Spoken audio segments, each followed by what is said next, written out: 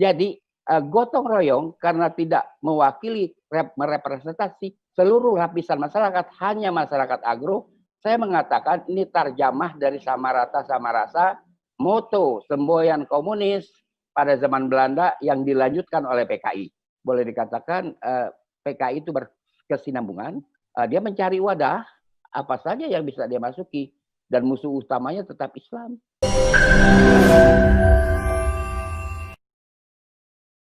Lupa subscribe, like, and share. Ada yang mau saya tanyakan ini, Be. Banyak persoalan. Iya. Pertama tentang ketuhanan yang berkebudayaan. Iya. Ketuhanan dengan kewajiban melaksanakan syariat Islam bagi pemeluknya. Iya. Ketuhanan yang Maha Esa. Dari ketiga bentuk kalimat ini, gimana sejarah kronologisnya? Kita ambil tentu kronologis ya, timelinenya. Ketuhanan yang Maha Esa atau monoteisme itu lebih dulu masuk pada abad kedua Masehi, dibawa oleh Queen of Sheba. Dia adalah pengikut monoteisme Musa. Itu ada bukunya Moses and Monotheism oleh Sigmund Freud. Dia masuk dari Kedah dulu, dari Kedah dia pergi Aceh, dari Aceh dia ke Sipiro karena dia penggemar emas, dari sana dia pergi ke Tanah Melayu, terus dia pergi ke Jambi, di mana dia mendirikan bangunan itu masih ada, yaitu Manapo mestinya, karena lidah penduduk itu Manapo, artinya anything to support life. Itu abad kedua Masehi, sekarang dianggap candi, padahal tidak ada urusan dengan agama Buddha. Lantas dia pergi ke Minangkabau, ada di daerah yang Kabupaten Baru itu Damasraya ada Muara Saba, di Painan ada Muara Saba, lantas di Pasaman ada Tanjung Saba. Monoteisme lantas turun ke Jambi, Pagaruyung, Minangkabau ke Palembang, itu ada makam Sabo Kingking, pengikut Saba. Juga ada prasasti-prasasti yang diklaim sebagai prasasti Sriwijaya, padahal bukan, itu prasasti kaum Saba. Kemudian di Lampung dia membuat Damraman di Metro Bendungan, lalu dia masuk Jakarta, di Marunda ada bendungan Damraman juga, lalu dia pergi ke Bekasi, Kerawang, dia bikin bangunan yang hampir sama dengan Manapo Jambi, tapi namanya Unur, subject with intense affection. Dari Karawang, dia masuk langsung ke Cipari Kuningan melewati Sumedang. Dari Cipari Kuningan dia kembali ke tempat asalnya. Jadi sekitar 10 tahun dia pergi menyebarkan monoteisme. Itu yang satu, yang kita kenal sekarang sebagai ketuhanan yang Maha Esa. Yang berikutnya itu sebelum kita masuk ke ketuhanan yang berkebudayaan, tadi Pak Ustadz apa tadi yang ketuhanan yang Maha Esa? Ketuhanan dengan syariat. Syariat Islam. Oke. Itu 9 tokoh, diantaranya 5 Muslim, yang menjadi panitia perumus dari sidang-sidang BPUPKI tentang Pancasila. Dia kelima kawan kita ini, bapak kita ini tidak, orang Jawa bilang tidak ujuk-ujuk memasukkan syariat Islam. Tidak ujuk-ujuk, karena sejarah masuknya syariat Islam ke dalam sistem hukum Indonesia itu dimulai dari adanya zona-zona ekonomi. Kalau kita buka kitab sejarah itu penuh sesak dengan kerajaan yang ada maupun kerajaan fiktif. Kerajaan yang ada di Sumatera itu mulai dari Samudra Pasai, kemudian Kesultanan Aceh, Langkat, Delhi, Serdang, Asahan, tempatnya Pak Ustadz. Lalu Jambi, Siak dulu, Bengkalis, Gasip, kemudian Pagaruyung yang besar, Kerajaan Palembang, lalu Kesultanan Palembang. Di Lampung yang ada zona ekonomi. Nah, zona ekonomi inilah dari Banda Aceh, Banda artinya zona ekonomi, sampai Raja Ampat dan Banda Neira itu adalah zona ekonomi. Seperti kita tahu, pelayar Arab menyebut daerah Banda Neira dan Raja Ampat itu adalah Al-Masyriq Syarqiyah, negeri timur yang paling timur. Mereka diikat oleh bahasa Melayu. Yang kedua, mereka diikat oleh hukum Laut Melayu. Yang di Melaka dikatakan itu adalah kanun Laut Melaka. Hukum Laut Melayu dan kanun Laut Melaka itu berdasarkan fikih Islam. Itu yang apa itu masuknya Islam atau hukum Islam ke dalam sistem hukum kelautan pada waktu itu. Dan kemudian bagaimana dalam peradilan Belanda datang itu membawa sistem peradilannya sendiri, kemudian tidak jalan. Di Jakarta, karena dia masih di Jakarta, dia mengundang seorang ulama namanya Asmat bin Asba, orang tempatan, kalau kata bahasa Melayu, dia diminta masukan. Jadi sistem peradilan Belanda yang kemudian jadi sistem peradilan nasional itu dipengaruhi oleh pikiran Asmat bin Asba. Jadi bisa dicek apa yang saya sampaikan ini pada Leiden Library ataupun pada Amsterdam Rijksarchief. Ambil nama Asmat bin Asba, pasti itu ketemu. Nah, kemudian setelah itu terbentuklah peradilan-peradilan di seluruh Kesultanan Islam. Di sini kerajaan atau Kesultanan Islam. Di sini yang tidak Islam adalah Kediri dan Singasari, itu adalah Buddha yang datang dari Khmer, Indochina, dan satu lagi Belambangan, itu adalah Parigi atau Parek adalah Katolik. Selebihnya adalah Islam. Saya kira yang Bali itu minor power system, jadi saya tidak bahas. Seluruhnya adalah Islam di sini. Dan seluruhnya memberlakukan hukum Islam. Diawali dengan hukum Laut Melayu, lalu masuk ke dalam sistem peradilan. Jadi ketika ada sidang 9 tokoh merumuskan Piagam Jakarta, itu mereka bukan tiba-tiba saja berbicara begitu. Sudah ada sejarahnya, riwayatnya, hukum Islam masuk. Nah, itu mengenai hukum Islam. Kemudian yang ketiga yaitu berketuhanan dan perkebudayaan. Begini Pak Ustadz, itu adalah kita harus bedakan, ada pikiran-pikiran Bung Karno yang diterima dengan bantuan sumbangan menjadi ada pikiran Bung Karno barangkali nggak banyak menjadi Undang-Undang Dasar 45.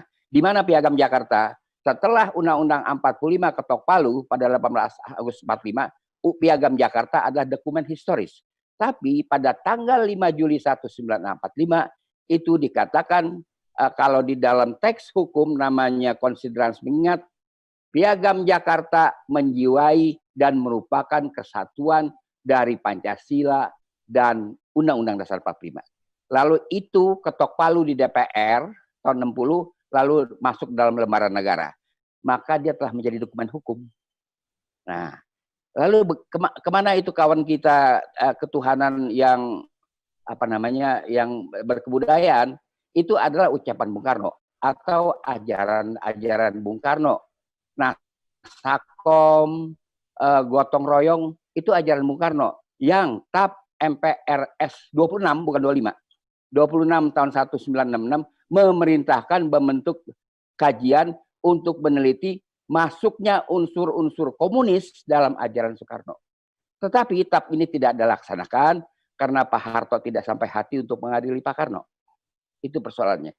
Jadi TAP itu masih berlaku. Memang ajaran-ajaran Bung Karno atas nama perintah ketetapan MPRS nomor 26 yang tak terpisahkan dengan ketetapan MPR tahun 25, ajaran Bung Karno itu harus diteliti, harus diperiksa. Kemungkinan masuk unsur-unsur komunis, terutama gotong royong. Gotong royong itu adalah kata lain dari sama rata, sama rasa. Sama rata, sama rasa adalah semboyan komunis dari zaman Belanda. Itu menjadi gotong royong. Gotong royong itu adalah istilah yang tepat untuk masyarakat agro. Pada waktu itu ketika dikelola oleh komunitas adat. Itu adalah berapa hasil produksi padi kita bagi rata. Tapi untuk masyarakat zona ekonomi seperti Sumatera Timur, Riau, itu gotong royong. Ini Mas yang punya, keuntungannya masa saya gotong royong? Itu lain hitungannya di zona ekonomi. Jadi gotong royong karena tidak mewakili merepresentasi seluruh lapisan masyarakat, hanya masyarakat agro. Saya mengatakan ini tarjamah dari sama rata sama rasa, moto semboyan komunis pada zaman Belanda yang dilanjutkan oleh PKI. Saya kira itu Pak Ustadz.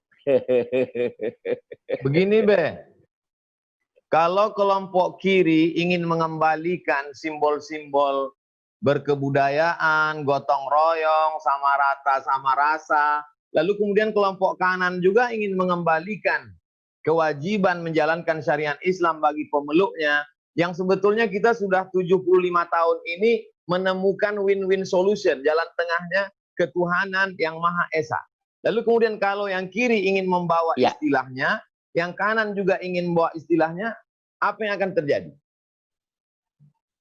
Begini Pak Ustadz, yang pertama dulu, si kiri itu tidak punya dasar hukum untuk membicarakan segala gotong royong, Pancasila diperas-peras, itu nggak ada dasarnya. Kita ada dasarnya. Piagam Jakarta itu berada dalam lembaran negara. Maka dia menjadi hukum yang positif mestinya untuk dilaksanakan. Itu tidak perlu dipersoalkan lagi posisi Piagam Jakarta. Kalau posisi gotong royong, peras-perasan Pancasila, lah itu kan ajaran Bung Karno, bukan hukum. Dan oleh MPR tadi saya sudah katakan harus diselidiki kemungkinan kemasukan pikiran-pikiran komunis. Komunis itu kan dulu gitu, begitu Pak, menariknya Ustadz, karena dia memperjuangkan kaum tertindas, proletarian, melawan kaum borjuis. Sehingga banyak orang tertarik kemudian membela hak orang susah, kemudian para petani. Lalu kemudian bagaimana beragama mereka saat itu? Apakah mereka beragama atau hanya sekedar gerakan saja? Kelompok kiri. Kelompok kiri memang tidak beragama, seingat saya. Mereka tidak beragama, tetapi kalau agama-agama itu dipakai untuk keperluan kampanye, misalnya sepengalaman saya menyaksikan kampanye PKI tahun 55, itu musiknya gambus. Jadi kita dari jauh dengar gambus, kita kira partai Islam, kita berlari, tahu-tahu ya PKI. Itu gitu. Nah, jadi apa namanya, keadilan dalam berpikir pun, keadilan dalam berekspresi pun dia nggak ada. Kemudian kita misalnya keadilan dalam mengapresiasi Piagam Jakarta. Mereka menolak itu, tapi kan Bank Syariah dijalanin.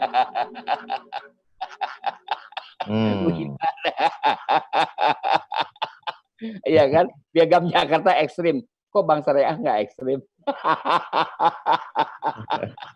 Ini persoalan kita. Bagaimana dengan Pram deh? Ketika anaknya yang akan menikah dengan seorang non-muslim, dia minta menjadi mu'alaf, lalu kemudian anaknya Astuti datang belajar agama Islam, membawa calon suami yang mu'alaf kepada Hamka.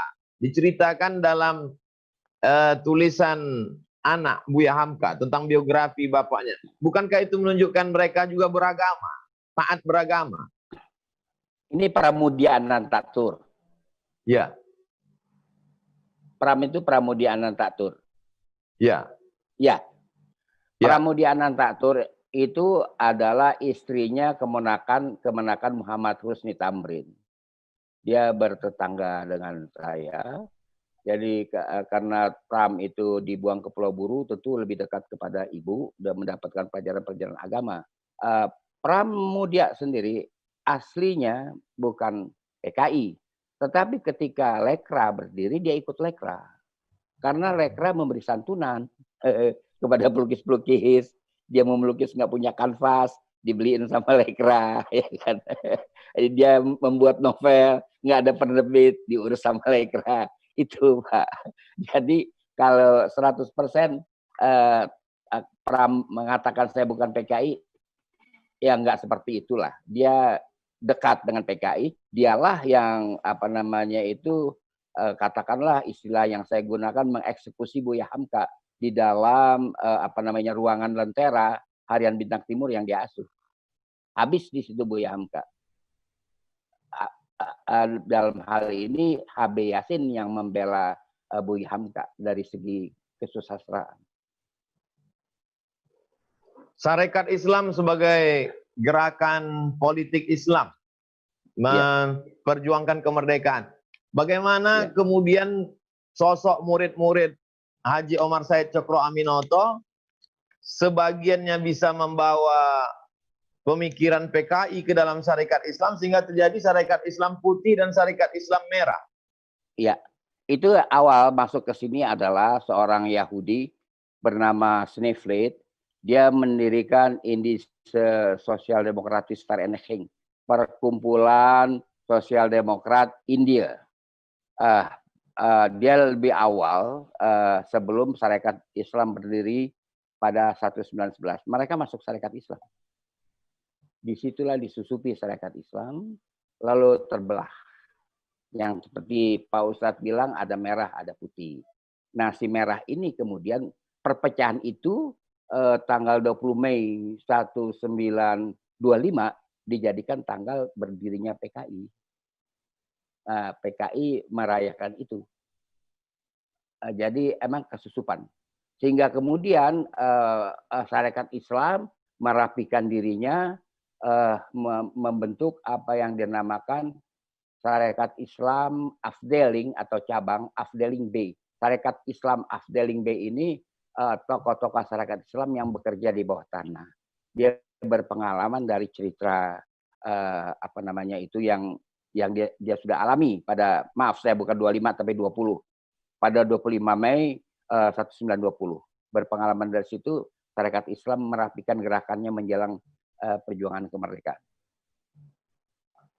Melihat gerakan komunis sebelum kemerdekaan, setelah kemerdekaan, setelah pada masa Orde Lama dan dihabisinya mereka pada masa Orde Baru, lalu kemudian sekarang terbagi, berbelah bagi masyarakat. Sebagian mengatakan mereka eksis, ada gerakan, sebagian mengatakan mereka hanyalah sebuah pemikiran liar semata. Pengamatan Babe? Nah, pengamatan saya begini Pak.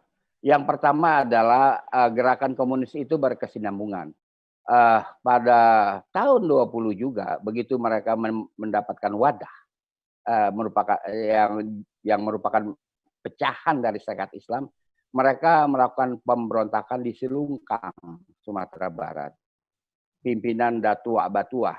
Salah seorang tokohnya namanya Nawi. Nawi ini mempunyai anak namanya Ja'far. Ja'far dan Nawi potong letter jadi DN.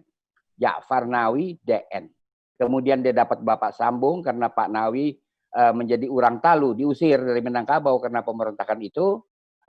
Pak Nawi itu bekerja di pabrik timah Bangka.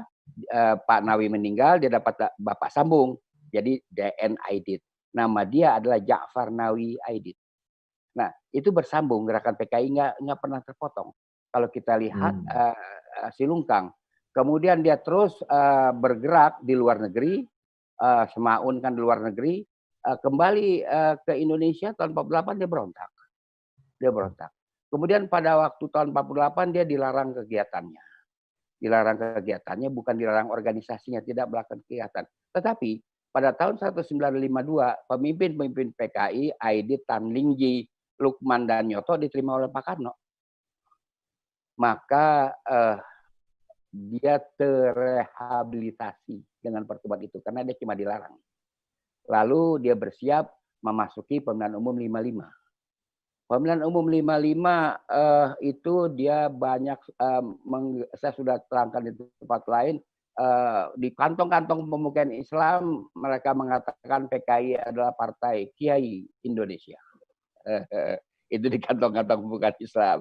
Dia kampanyenya pakai gambus di situ, ya kan?